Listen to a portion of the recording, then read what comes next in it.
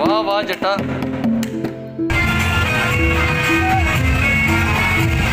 बहुत भुख लगी ठीक है। तो बाकी दरानी ने साढ़े तो लाते 30 रुपये 30 रुपये लाई ना वो बहुत महंगा ही जूस भाई 50 रुपये। मैं पहुंचा तो ए साढ़े कमांडो है कमांडो की करन लगे कि ਇਹੋ ਜਿਹੇ ਵਾਰਿਸ ਨਾਲੋਂ ਅਸੀਂ ਲਾਵਾਰਿਸ ही चंगे हैगे ते लो। दोस्तों की हाल है तुहाडा सेहत तबीयत तुहाडी ठीक ठाक है? लो दोस्तों मैं हाँ तुहाडा अपना यार बेली सज्जन मौजम जट ते लो सुबह हो गई है। अज संडे सीगा कुछ थोड़ा मैं लेट उठिया कल दा बहुत थकावट हुई सी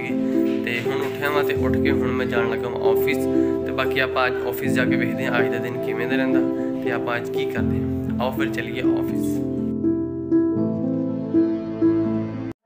मैं ऑफिस पहुंच आया सीगा ते ओदे तो बाद मैं हुण चला अगे किते इवेंट ते आपां इवेंट ते जाके मिलदे आ किथे जा रहे हैं हुण ते कोई प्रैस कानफ्रेंस आ देखो बाकी केड़ी प्रैस कानफ्रेंस आ उत्थे जाके मिलदे आ क्योंकि मेरे नाल कोई भी नहीं जेड़े हैगे कल्ले कल्ले आ ठीक है। आपां उत्थे जाके मिलदे केड़े नाल आपां बंदे मिलदे आ ते आओ फिर चलिए। जी रसलान साहब किथे पहुंचे ते की बनया फिर आपां? यार आज क्योंकि मैं मॉर्निंग में था तो बहुत जलील हूँ आज और मेरी ड्यूटी वैसे तो ख़त्म हो जाती है। ऑफिशियल टाइम जो है 4 बजे तक है लेकिन ये ऐसे जालिम लोग हैं अभी तक ऑन ड्यूटी हूँ और अभी जहाँ पर पहुँचा हूँ वहाँ पर वो मीटिंग ही ख़त्म हो चुकी थी। खासकर तेरा पंजाब इतने इवेंट से साढ़े आने तो पहले ख़त्म हो गया बाकी बच्चे बहुत भुख लगी हुई सी सुबह दी भाई लालियां दे बंदे ही झूठे लालियां दे बंदे ही झूठे और एक ही गल करे झूठ उस तो पहले टाइम तय हो लालियां दे बंदे ही झूठे।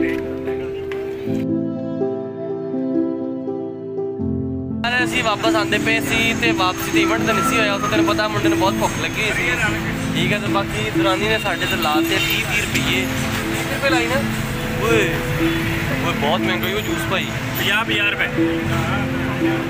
दोस्तों तुम भी पियो तो अपना फोन बनाओ तो ठंडा पानी पियो ठंडा पानी। इधर देखो एक मिनट भाई सुबह से 2 गिलास पी गया फर्क हले तक नहीं पिया मेले ने लगा होंगे ना ठंडा पानी की 10 रुपये गिलास 10 रुपये गिलास 10 रुपये गिलास 10 रुपये गिलास तो ये भाई ने सानू प्यार है जूस तो बाकी जूस पी के असीं अगे चले हैं। तुसीं भी पियो ठंडा पानी ठंडा पियो ताज़ा पियो जूस पियो तो तुसीं भी पियो आओ। रोड ब्लॉक जिन्होंने ये रोड ब्लॉक किया होया सी ते इन्हां दा मुतालबा ये सीगा कि जिहड़ा वारिस अजीज हैगा ना वो सानू बिल्कुल भी काबिल कबूल नहीं है। वो करप्ट नाअहल ना मिलवार ना मंजूर ये जिहड़े इलाका मुकीम हैगे सी वारिस अजीज दे उन्हां दा ये एहतजाज सीगा और तुसीं देखदे हो कि कल्ले कल्ले फ्लैक्स पे लिखा है एब्सोल्युटली इज नॉट अपने वारिस से हम लावारिस ही अपने वारिस नालों नहीं इहो जे वारिस नालों असीं लावारिस ही चंगे हैं मतलब पंजाबी दे विच गल ये बनदी हैगी ते बाकी ए लोगों ने एहतजाज किया इन्हां दा मुतालबा ये सीगा कि जिहड़ा ये वारिस अजीज है ना सानू बिल्कुल भी काबिल कबूल नहीं। ये फैसलाबाद दे विच तुसीं देखदे होणे हैगे आ कि वीरे जिन्ने भी PTI दे कारकुन हैगे पूरे पाकिस्तान दे विच हर जुम्मे हर हफ्ते कटदे हैगे और फैसलाबाद दे विच भी लोग एहतजाज करते पे नारे लाते पे और नारे लगाने का मकसद इन्हों का सिर्फ यही है कि मुल्क बचाओ और इलेक्शन कराओ। इलेक्शन करवाने के नाल पता नहीं कि मेरा ख्याल है पता नहीं मुल्क होंदा या नहीं होंदा मेरे बाकी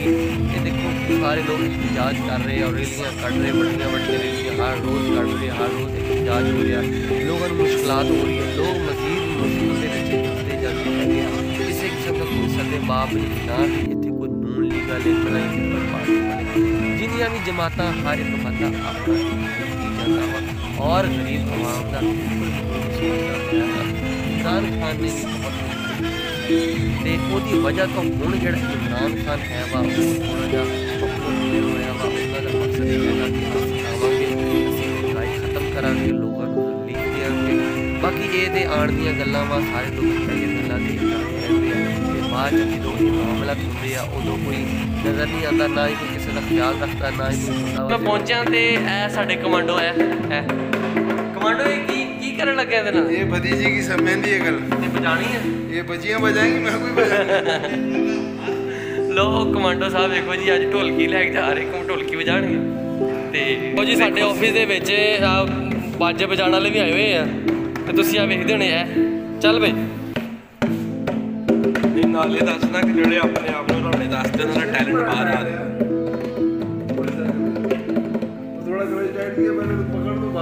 चल चल चल चल भाई चल हाँ इतने वाह वाह जट्टा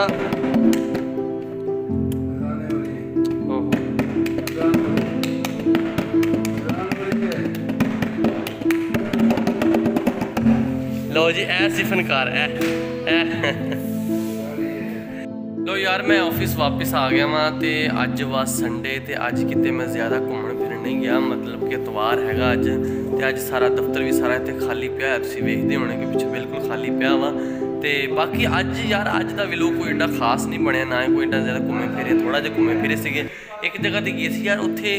रैली कड्ढी गई सी PTI के हवाले नाल और PTI की रैली PTI के ही खिलाफ यार कैसा दौर आ गया फैसलाबाद के MP वारिस अजीज है उन्होंने खिलाफ उन्हें अहले इलाका जोड़े है उन्होंने रैली कड्ढी उसकी वजह है कि उन्होंने क्या गया जी जोड़े वारिस अजीज हैगा वा ये लोगों को पता लैंदा वा पैसे पूसे लैंदा वा बदमाशी करता वा